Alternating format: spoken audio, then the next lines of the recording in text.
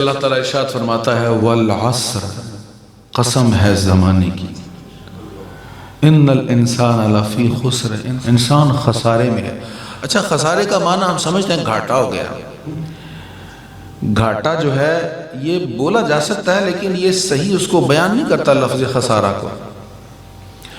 گھاٹے میں اور خسارے میں بہت بڑا فرق ہے۔ آپ نے 1,00,000 روپے سے کوئی کام شروع کیا، آپ کی توقع تھی کہ مجھے اس کے ہر مہینے 5,000 بچ جائیں گے، آپ کو 5,000 کی بجائے 1,000 بچ گیا تو یہ گھاٹا ہے نا۔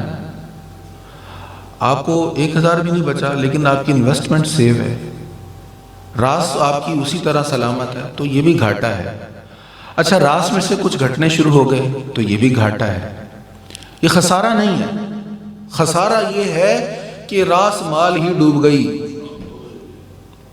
رأس المال کا ختم ہو جانا۔ یہ راس کا لفظ ہے نا، یہ عربی کا لفظ ہے جو ہم پنجابی یا اردو میں بولتے ہیں۔ رأس المال کا ختم ہو جانا، کسی کو آپ نے 1,00,000 روپیہ دیا اور وہ 1,00,000 روپے لے کر پارٹی بھاگ گئی، اب آپ کو واپس ملنے کی کوئی توقع نہیں، یہ خسارہ ہے۔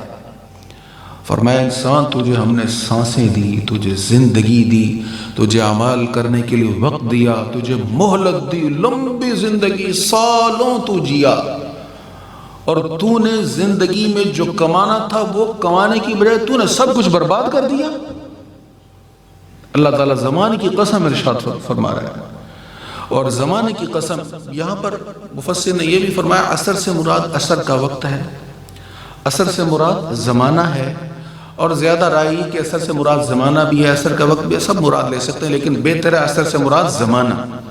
اور ایک اہل محبت نے تفسیر یہ بھی کیا کہ عصر سے مراد صرف زمانہ نہیں بلکہ زمانہ مصطفیٰ ہے۔ اے حبیب، جس دور میں آپ جلوہ فروز ہیں، لوگ آپ کے دیدار کے جام پیتے ہیں، وہی آپ پر اترتی ہے اور آپ لوگوں تک پہنچاتے ہیں، اس زمانے کی مجھے قسم۔ تو اللہ زمانے کی قسم ارشاد فرما کے کہہ رہا ہے کہ انسان خسارے میں ہے، یہ اس نے سب کچھ اپنا برباد کر دیا۔ کون بچا؟ کون گھاٹے میں نہیں، کون خسارے میں نہیں؟ اِلَّا الَّذِينَ آمَنُوا وَعَمِلُوا الصَّالِحَاتِ، جو ایمان لایا اور عمل صالح کیے، یہ خسارے میں نہیں ہے۔ باقی انسان خسارے میں ہے، ایمان نہیں لائے یا عمل صالح نہیں کیے، ساری دنیا اکٹھی کر لی اور دنیا کا مال و متاع اکٹھا کر لیا، فرمایا تم بڑے گھاٹے میں ہو۔ گھاٹے میں ہی نہیں بلکہ تم خسارے میں ہو۔